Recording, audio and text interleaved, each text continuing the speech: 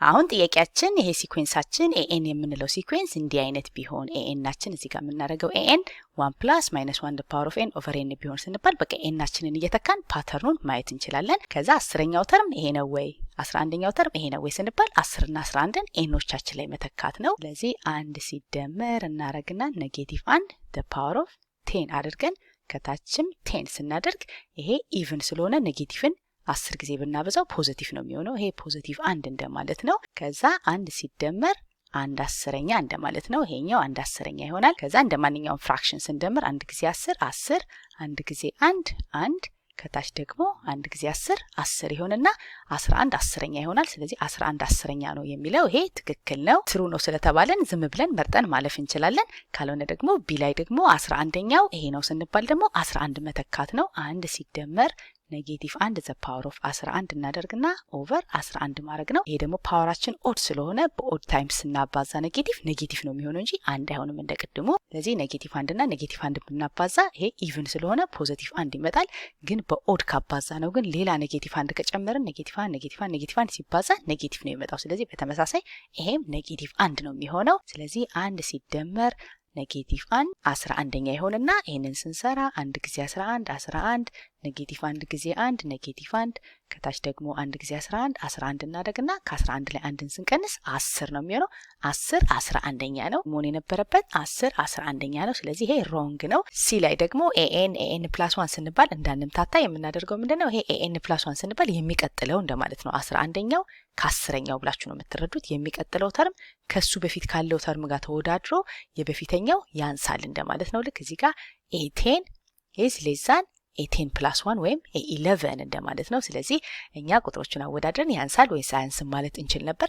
ነገር ግን ኦር ኢኳል ቱ ስላለበት እዚህም ጋር ኦር ኢኳል ቱ ስላለበት አነሰን በለጠ ይሄ ፎልስ ነው የሚሆነው። ለምን ኦር ኢኳል ቱ መሆን አይችሉም። ይሄኛው ካያችሁት ኦድ ስንተካ ኔጌቲቭ ነው የሚሆነው፣ ኢቭን ስተካ ፖዚቲቭ ነው የሚሆነው። ስለዚህ ሁለት ቁጥሮቹን ብናደማመር እኩል መሆን አይችሉም። እዚህ ደግሞ የጠየቅነው ኮንሲደር the sequence ተብሎ የሆነ ሲኩዌንስ ተሰጥቶናል። ከዛ which of the following is true about this sequence ነው የተባልነው።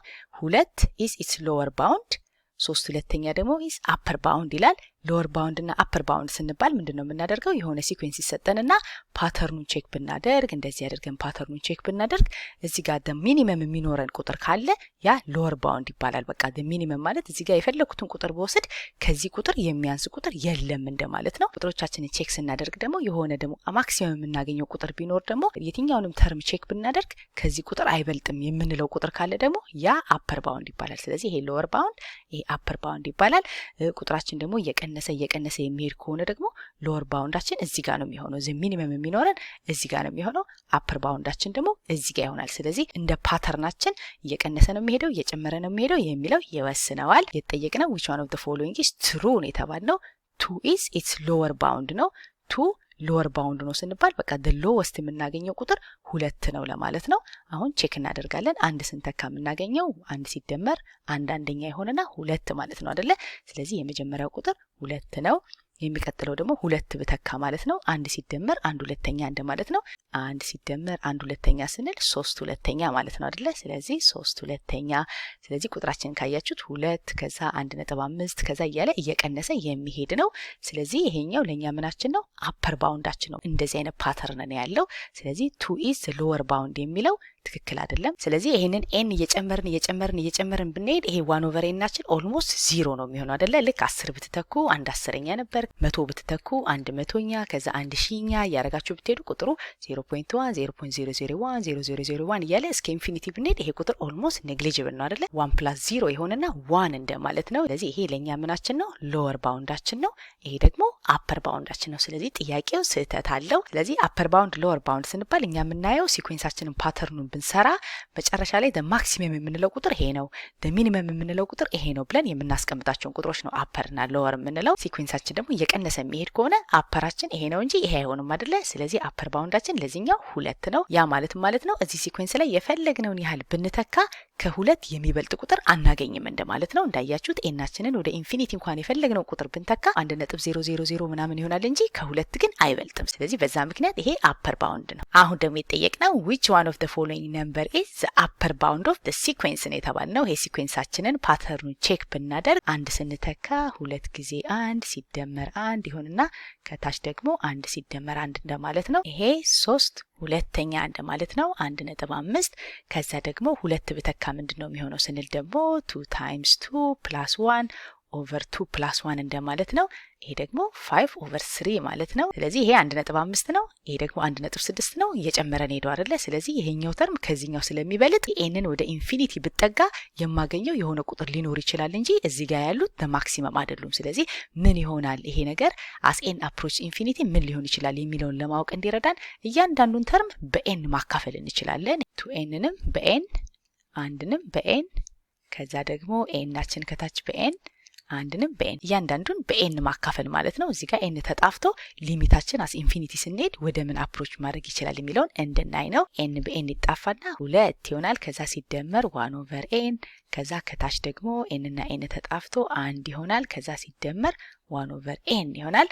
አሁን ኤናችንን ወደ ኢንፊኒቲ አፕሮች ብናደርግ ይሄ ቁጥር ለምሳሌ 10 ብተካበት 0.1 ይሆናል። ከዛ ደግሞ 1000 ብተካበት 0.000 እያለ ይሄ ኦልሞስት ወደ 0 አፕሮች የሚያደርግ ነው። ስለዚህ እዚህኛው ላይ መደምረው ቁጥር የሚሆነው ምንድነው በጣም ትንሽ ቁጥር ነው። እስከ ኢንፊኒቲ እንኳን ሊሄድ ብል ኦልሞስት 0 ስለሆነ የላይኛው ቁጥር ወደ 2 ነው የሚጠጋው ኦልሞስት 2 እንደማለት ነው። ስለዚህ በተመሳሳይ ይሄኛው ኤናችንን ኢንፊኒቲ አፕሮች ብናደርግ ወደ 0 ስለሚጠጋ ድምራችን ብዙ ለውጥ አይኖረውም። 1 + 0.000 ብንደምር ብዙ ለውጥ ስለማያመጣ ይሄኛው የታችኛው ኦልሞስት 1 እንደማለት ነው። ስለዚህ as n approach infinity ቁጥራችን የሚሆነው 2 ነው ብለን ይሄ 2 ለኛ አፐር ባውንድ ነው የሚሆነው። ምክንያቱም የመጀመሪያው ዲጂታችን እንዳያችሁት 1.5 ነው። ከዛ 1.6 እያለ ሄዶ ልናገኝ የምንችለው ትልቁ ቁጥር 2 ነው። አይ ቲንክ ጥያቄው ስህተት አለው። እናንተ እንግዲህ ቼክ ታደርጉልኛላችሁ። እንደዚህ አይነት ጥያቄዎች አብዛኛዎቹ ስህተት ሆኖ ነው ያገኘኋቸው። ስለዚህ የዚህኛው አፐር ባውንድ የሚሆነው 2 ነው።